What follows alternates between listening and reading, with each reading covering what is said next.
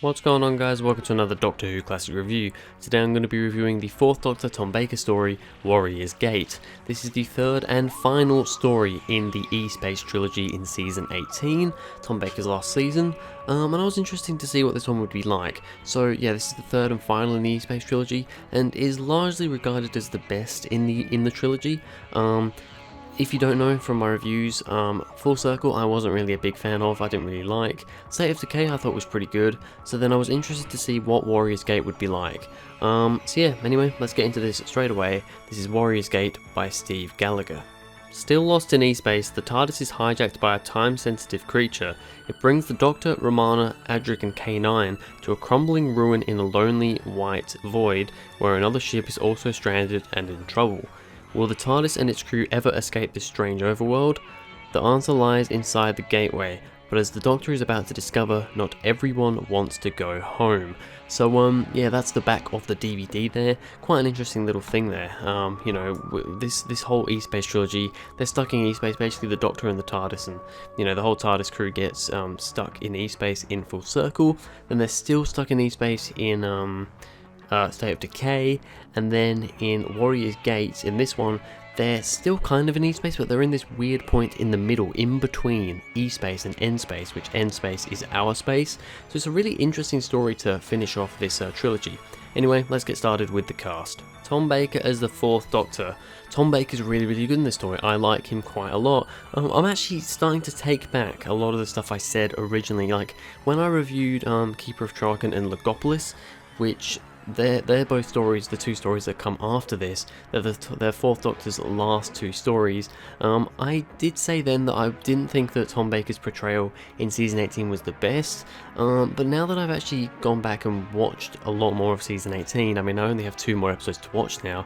Now that I've watched so much more of Season 18, I take that back. I think Tom Baker actually he's got a bit of a different performance compared to what he did have, but he's still very good. I still think I prefer his more silly and, you know, I don't know, a bit darker at times also, you know, persona that he has in seasons 12, 13, 14, but I do still really like Tom Baker in this season, and in this episode he's very good. He's actually away from the rest of the cast, well, the rest of the TARDIS team anyway, Romana and Adric and K9, for a lot of the story when he goes into the gate, and into the gateway, and he's, you know, talking with those robots and stuff like that, and then he's talking to the crew of the other ship. So he is away from Romana and Adric and K9 for a lot in this story, but no matter where he is, whether he's talking to Adric, Romana, whether he's talking to the robots, whether he's talking to the, oh, what are they called, the monsters, I can't remember their names, the weird monsters anyway, or whether he's talking to the crew of the other ship, he does a really great job. He's funny and he's just great. Lalla Ward as Romana. This is actually Romana's final story. She leaves at the end of this story, and you know what? I really like Romana in this. She's actually really grown on me throughout the E-Space trilogy. I think just Lalla Ward's been great, a great actress all the way through, but in this trilogy especially, bearing in mind I haven't seen a whole lot of her from before this point, only a couple of episodes here and there, but especially in this trilogy I've really noticed that she's not only just a really good actress and is playing the part really well, but she seems to be given quite a lot of interesting dialogue and interesting things to do in this trilogy. Even in Full Circle, which was a story I didn't really like, she was given a lot of good stuff, and here that is definitely the case. Probably the best performance I've seen of Romana so far by Lalla Ward here. Just some really good stuff from her. Matthew Waterhouse as Adric, he's okay. I mean, he's not great, to be honest. Once again, there are a few moments where his acting isn't great. A lot of the story is spent with him just kind of sneaking around. It does eventually come to fruition that he's, you know, trying to help him out, and he gets the kind of satellite dish thing working to scare the other people on the ship, the crew of the other ship off. So it kind of comes into fruition, but yeah, Matthew Waterhouse as an actor still not great. And yeah, that's really all I have to say about the cast. So on to the good and the bad, starting off with the good. An interesting start with how it's shot, with slow pans of the ship. The start of this story, the start of part 1 really interested me because it was very different to anything that I've really seen before. There was this countdown that eventually started, counting down from like 30 or something, I don't know, it was a pretty big countdown, but it started off with these slow zooms kind of panning around this spaceship, and you know, after just seeing all these different things in the spaceship, corridors and all these controls and stuff, then we start hearing this countdown, but then we keep panning around, and then it kind of pans to the crew doing the countdown, but then keeps also panning to the ship. I just think it was a really interesting way to start the episode. I mean, that was showing people the other ship that got stuck in this kind of void in between End space and E space. It was showing how they got there. Their computers malfunctioned, and their pilot, this creature who's piloting their ship, kind of malfunctioned in a way, I suppose, as well. And yeah, it was just a really interesting start to the story, and got me hooked in straight away, just with how it was shot, directed, and everything. Romana acting really smart and confident on her own. This was what I was saying about Lala Ward playing Romana. She was really good in this story. The thing I really like about Romana is that she is another Time Lord, so she can be like the Doctor, and it makes perfect sense. When human characters do this, like Clara for instance, I don't like it, because it just kind of makes them look like they're too smart, they're too big for their own boots. It doesn't really make a lot of sense. But Romana, it makes perfect sense, because she's also a Time Lord. She's from Gallifrey. She knows all these things, you know, you expect her to know all these things. And she just comes off really good when she's not, I mean, she's great with Tom Baker, don't get me wrong, they are amazing. But when she's actually on her own, kind of, you know, doing things by herself, trying to, you know, stand up for herself, she does such a good job, and she's really, really good at it. I love it. The Doctor making the two robots destroy each other, I thought was really fun. When the Doctor goes into the gateway, finds the robots, and they start attacking him. That's the cliffhanger of part 1, and then in part 2 we find out that he manages to get them to kill each other.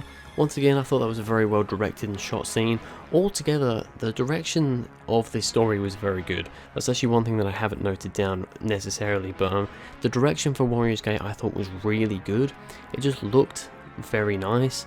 Also, just kind of the budget. I mean, obviously the budget wasn't great. This is 1980s Doctor Who, but this episode did still, with the budget they had, they made this look very good. It's a very good looking story.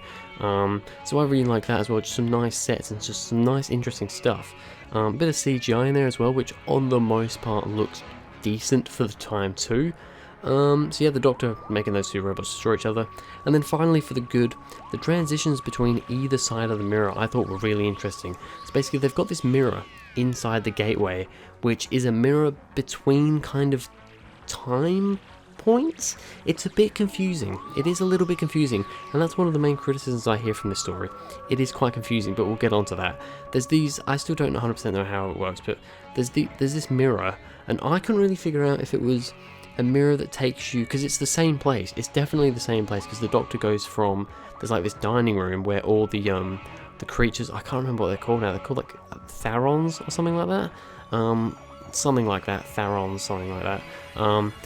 They're in this kind of dining room, and he goes from there where they're all eating to another place where it's the exact same dining room, but it's all, there's spider webs everywhere, there's cobwebs, there's, you know, things thrown all over the floor. It looks like it's been years abandoned. And I love it when the Doctor's in the time with the Tharons, where, I might be saying that wrong, with the Tharon, I'm just going to keep calling them Tharons though, where they're all eating and they're all, you know, still alive, and then it transitions to like Romana and the crew of the other ship in that exact same place, but it's completely different. They've all died, or they've all been taken by these crew members, we find out in the end, to use as basically slaves. And I just think it's just a really cool transition. Like I said, I'm not 100% sure how this mirror thing works. Is it, I mean, I guess it is kind of a time thing, but it also kind of isn't, and it's a little bit confusing, but yeah, it's just really well done. So on to the bad, there are just a couple of things I want to say. First of all, since we were just talking about it, this story can get a bit confusing. Like I said, with the whole mirrors, it's a very timey-wimey story. This is very much a Moffat. You'd expect this to be in the Moffat era. It wouldn't feel out of place in the Moffat era, honestly. It's very timey-wimey. It's very strange. It's a bit weird. It's weird. It's a weird timey-wimey story, but I kind of like it for that. But at the same time, yes, it can be confusing, and I think it could need. Luckily, I was in a good mood when I decided to watch the story, and I was kind of paying a decent amount of attention, so I could generally figure out what was going on, but I can understand where for some people, and for me to some extent still, it is quite confusing. The other bad thing I have to say is that Romana's exit does seem a little bit random. Now when she says that, yeah, she's staying to help out the other Tharons, whatever they're called, you know, to help them out, to free them, all the other ones from slavery, because they're you know, they're all throughout the universe. She's going to help Birok, who's like the leader of the Tarons or whatever, or the main one we see. She's going to help them get them all back. I think that's really cool, but it just kind of felt a bit random. Once I knew that, I was a bit more happy with it, but at the same time, the Doctor doesn't really seem sad about it. He's very like upbeat and jolly about it, and so is Romana, and I just would have thought, I just doesn't really seem right to me. Just seems a little bit kind of off, you know? Seemed a bit out of nowhere, and a little bit off in tone. But yeah, it's not too bad. So, what am I going to give Warrior's Gate out of 10? I'm going to give it an 8.5 out of 10. I really did enjoy the story. Like I said, it's very timey-wimey, but it's interesting, it's a bit different. I really like the setting of just this gate in the middle of nothing, literally nothing. But then there's these two ships, you know, being the TARDIS and this other ship, and then, you know, we find out that there's this alien race, and it turns out in the end that the crew of the ship are actually using these aliens as slaves, basically, to power their ship, to pilot their ship. And I think it's a really interesting concept, done very, very well. Direction and everything, camera work and everything is just really well done. There are just a couple of things, like it being a bit confusing, and Romana's exit being a little bit kind of off in some ways, that do bring it down a little bit, but still an 8.5 out of 10. It's a brilliant story, and definitely my favourite of the E-Space trilogy, and probably going to be my favourite of season 18 as well. But anyway, that's going to be it for this video, guys. Thank you very much for watching. If you enjoyed, please go ahead, like and subscribe. Please go down into the description, follow me on Twitter, that would be great, and I'll see you guys in the next video.